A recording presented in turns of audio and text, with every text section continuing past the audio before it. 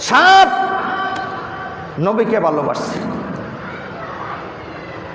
ওয়া আবানাল হাক্কা দাব্বুন ইযবিহি উল্লিকাল ঈমানু মিন যাকার রাজুল। ওয়া আবানাল হাক্কা দাব্বুন ইযবিহি উল্লিকাল ঈমানু মিন যাকার রাজুল। গুই সাপ সত্য প্রকাশ করেছে, নবীর নবুয়তের সত্যায়িত প্রমাণ করেছে যে গুই সাপের উপর এক ব্যক্তির পক্ষ থেকে ঈমান রাখা স্থগিত ছিল। হযরত উমর ইবনুল খাত্তাব রাদিয়াল্লাহু তাআলা আনহু এই গুই সাপের হাদিস বর্ণনা করেন। নবীজি সাহাবায়ে কেরামদের মজলিসে আগমন করলেন, তাশরিফ নিলেন। এক বেদুইন গুই সাপ শিকার করে নবীজির খেদমতে এসে ওই ব্যক্তি বলতেছে, হে মুহাম্মদ,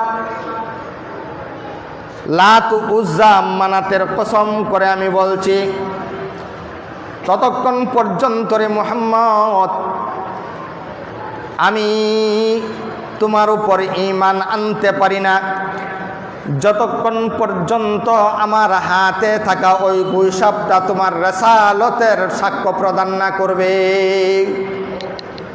ওয়া আবানাল হাক্কা দাব্বুন ইযবিহি উল্লিকাল ঈমানু মিন যাকার রাজুল। নবীজি আবার গুই সাপকে লক্ষ্য করে বললেন, হে গুই সাপ। এবার গুই সাপ বলতেছে, লাব্বাইকা ওয়া সা'দাইকা ইয়া রাসূলুল্লাহ। ওই গুই সাপ বিশুদ্ধ আরবি ভাষায়, বোধগম্য আরবি ভাষায় নবীর ডাকে সাড়া দিয়েছে। ইয়া রাসূলুল্লাহ, আমার ভাগ্য বড় প্রসন্ন গো নবী, আমার বড় খুশনসিব।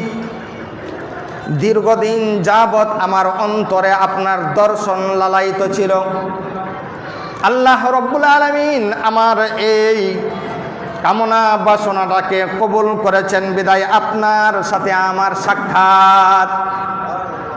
ইয়া রাসূলুল্লাহ, আমাকে বলতে পারেন আপনি কি আমাকে জিজ্ঞাসা করবেন? নবীজি আবার গুই সাপকে জিজ্ঞাসা করল, হে গুই সাপ, আমি কে? আমার পরিচয়টা তুমি দিয়া দাও। গুই বলতেছেন, ইয়া রাসূলুল্লাহ, ওই সত্তার কসম করে আমি বলছি, ওই সত্তা বলতে কে? আল্লাহ। আওয়াজ করে বলেন, কে? ওই সত্তার কসম করে বলছি নবী, যারা আরশে আজিম, সাত আসমানের উপরে। গুই সাপের বক্তব্য, যারা আরশে আজিম, সাত আসমানের উপরে, যার রাজত্ব আসমান জমিনের ভিতরে, যে সত্তা মূসা আলাইহিস সালামের জন্য নীল দরিয়ার উপরে 12টা রাস্তা সৃষ্টি করে দিয়েছিলেন, মূসা পয়গম্বরের বনি ইসরাইলের পথ পাড়ি দেওয়ার জন্যে। ওগো নবী, যার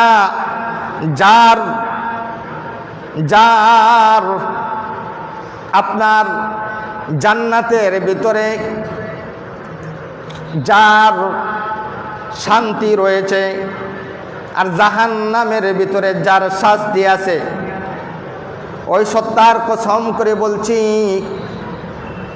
যিনি আপনাকে সত্য নবী বলে গ্রহণ করবে, সে পরকালে জান্নাতে সুখ শান্তির জীবন লাভ করবে। আর যারা আপনাকে মিথ্যা আরোপ করবে, পরকালে জাহান্নামে শাস্তির জীবন লাভ করবে। সুবহানাল্লাহ বলেন।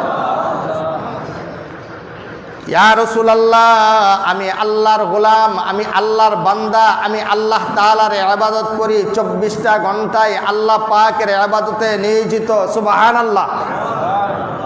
ইশকে মুহাব্বত আমার অন্তরের মধ্যে আছে। আল্লাহর ইশকে মোহাব্বত আমার অন্তরে আছে আপনি নবীর। সুবহানাল্লাহ বলেন। গুইসাপের অন্তরে কে ঢুকিয়ে দিয়েছেন মোহাব্বত?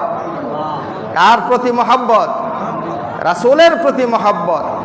রাসূলের প্রতি মোহাব্বতের প্রমাণ তখনই হবে যখন মান আহাব্বা সুন্নতি ফাকাদ আহাব্বানি ওয়া মান আহাব্বানি কানা মাই ফিল জান্নাহ।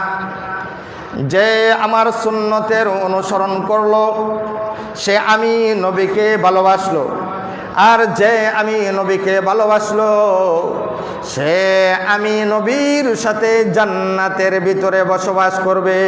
সুবহানাল্লাহ, সুবহানাল্লাহ। আল্লাহ সুবহানাহু ওয়া তাআলা যেন আমাদের জিন্দেগিতে নবীর গোটা জীবন আদর্শ ফলো করে করে নবীর আদর্শ মোতাবেক আমার আপনার জীবন পরিচালনা করার তৌফিক আল্লাহ পাক আমাদের সকলকে দান করেন, গোটা মুসলিম উম্মাহকে দান করেন, গোটা মানব গোষ্ঠীকে দান করেন। সকলেই বলেন আমিন।